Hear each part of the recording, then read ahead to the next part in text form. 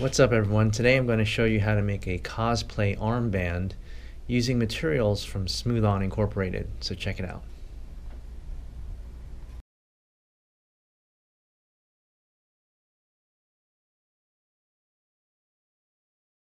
I'm going to start by creating a design on my computer. Once I have the design pattern worked out, I print it out onto a large 11 by 17 piece of paper. I then take the design pattern using some spray adhesive. I'm going to mount that right onto a piece of poster board. Once the pattern is glued onto the board, it's time to carefully trim out each of the design pieces from the poster board using an X-Acto knife and straight edge.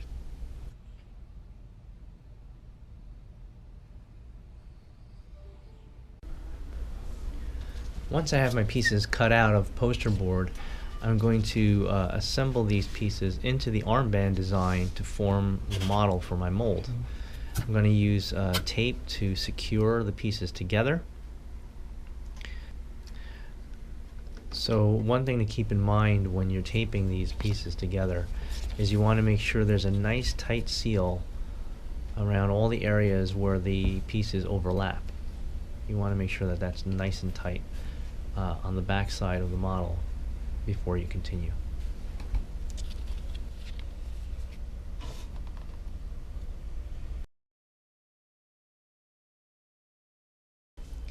Now it's time to mount our model onto a melamine board. I'm going to use Super Instant Epoxy. This is part A, and this is part B.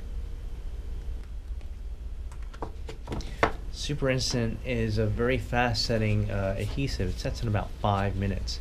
I'm going to use the bottom of a 10-ounce cup and I'm going to dispense part A.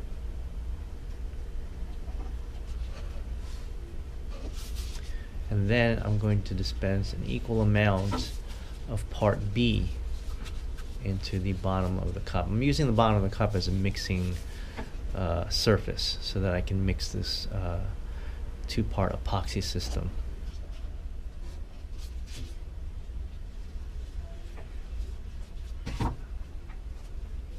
Now using a tongue depressor, I'm just going to mix the two together thoroughly until I get a nice consistent mix.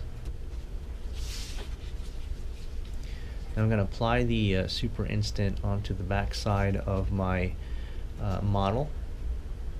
I'm going to cover all surfaces of the model so that it adheres very securely to the melamine board.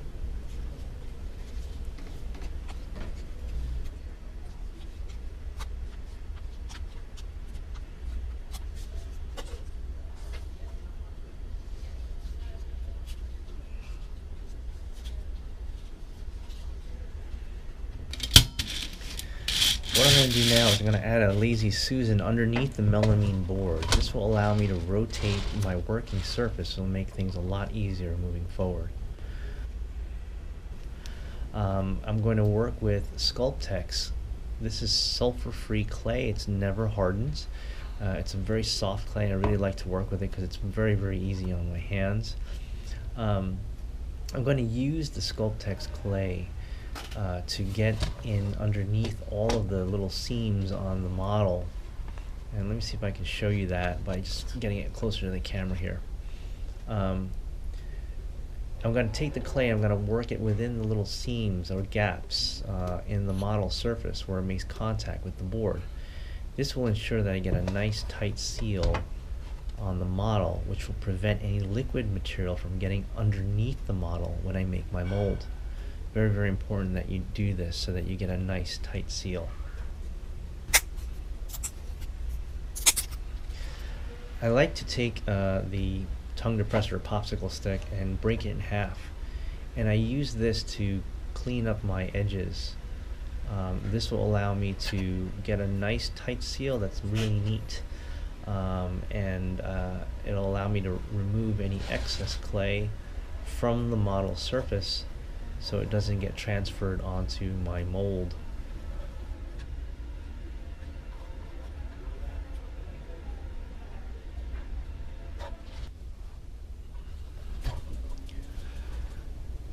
So here's my model all clayed up. All edges have now been sealed with clay, and it is now ready for the next step. Now I'm going to apply a clear acrylic coating, and I'm choosing a gloss finish. Since the mold rubber that I'm going to make with Smooth-On's silicone is going to reflect the exact surface quality of my model, I want it to be nice and shiny, so I'm going to apply this gloss coat. Now for the containment wall, I'm going to use some foam core board, and I'm just going to hot glue down the edges of the foam core to make my containment wall for my mold box. I'm going to repeat this process for all 4 sides of my containment box.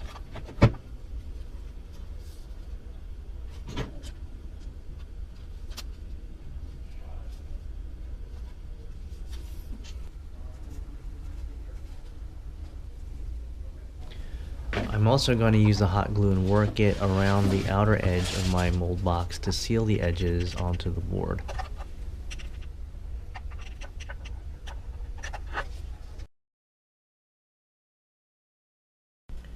Now for our mold making material, we're going to use Ecoflex 0035 Fast. This is a platinum cure silicone rubber system. This is part A, and this is part B. Now Ecoflex 0035 is a translucent material.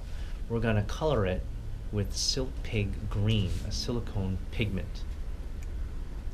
Starting with part B, we're going to stir the material very well before using. It's very, very important that you pre-mix this material before processing.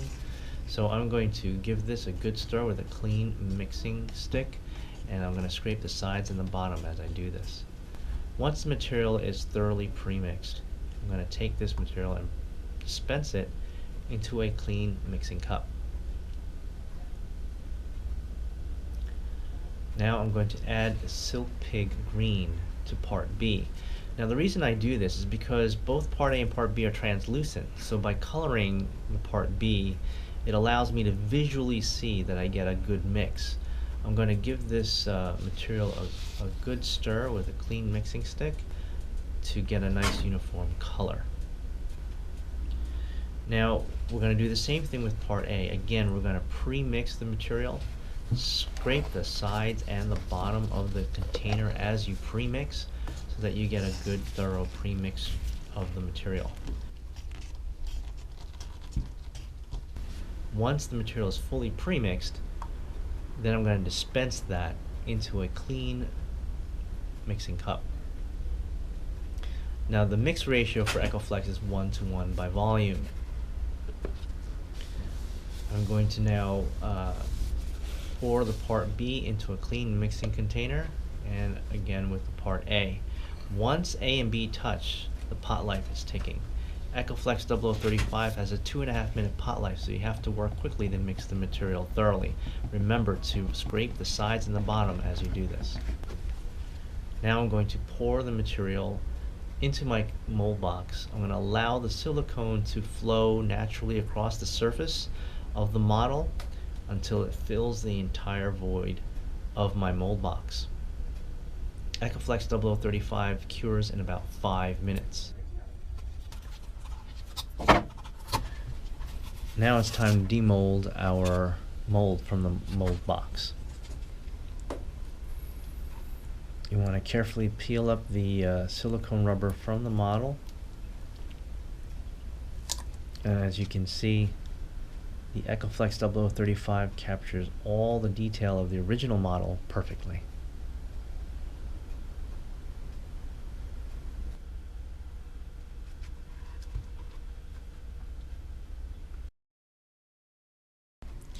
Now for our casting resin, we're going to use Smooth Cast 57D, a semi-rigid polyurethane plastic. This is part A, and this is part B.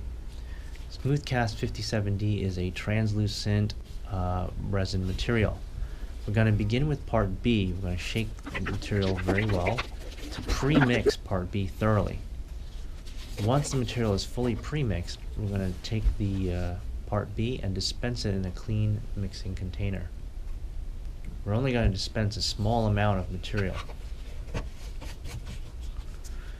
Now, since the material is translucent, we're going to color it with UVO black, a UV-resistant opaque colorant system. It only takes a few drops of UVO black to significantly color this resin.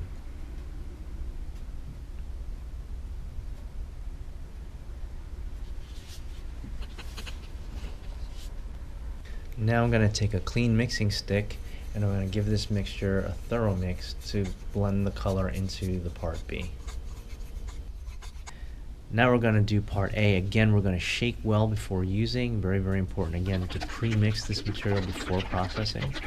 Once the material is fully pre-mixed, we're going to take that part A and we're going to pour that into a clean mixing cup. Again, we're going to dispense a small amount of material into the mixing cup. The mix ratio for 57D is 1:1 by volume.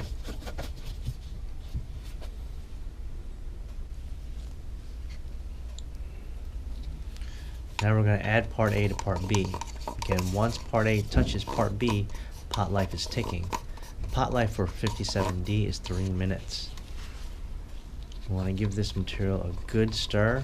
Again, scraping the sides and the bottom as you stir the material. Once you get a good thorough mix, you want to take the mixture and pour it into another container and do the mixture again. This will help ensure that you get a thorough mix of the material before you start working with it. Now what I'm going to do is I'm actually going to take a clean brush and I'm going to brush in a layer of 57D into the mold, following the mold cavity and the contour of the mold design. This will allow me to lay down a layer of resin inside my mold, and I'm going to build up multiple layers of resin in the mold. So I'm going to repeat this process about 3 times within this mold to create my part.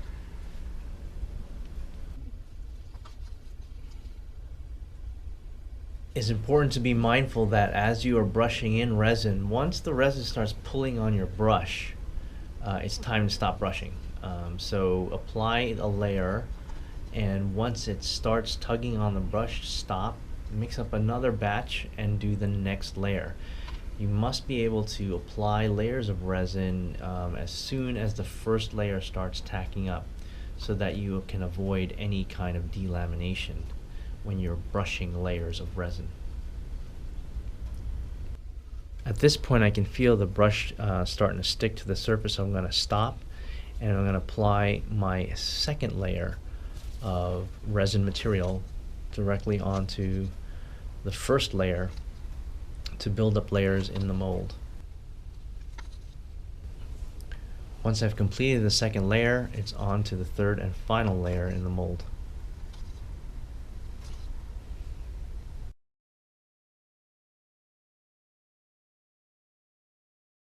Now Smoothcast 57D cures in about 30 minutes at room temperature.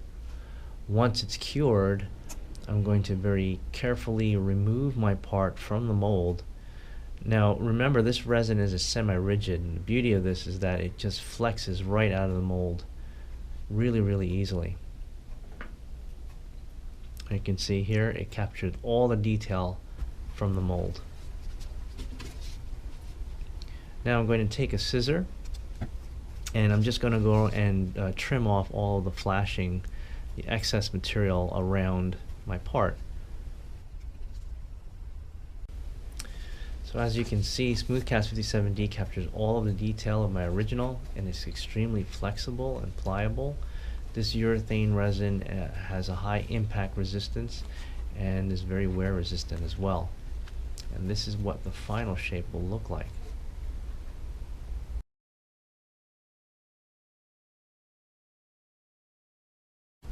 Now to make the piece wearable, I simply attach industrial strength Velcro to the ends of the armband.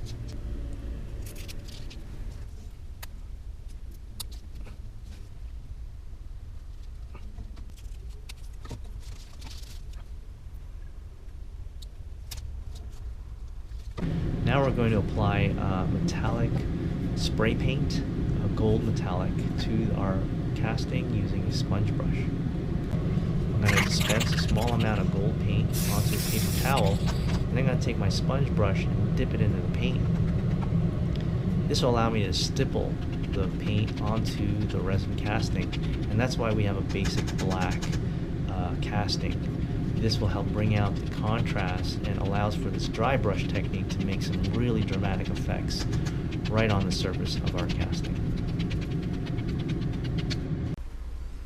So here is the finished armband. As you can see, Smoothcast 57D took the paint really well, and it just looks fantastic.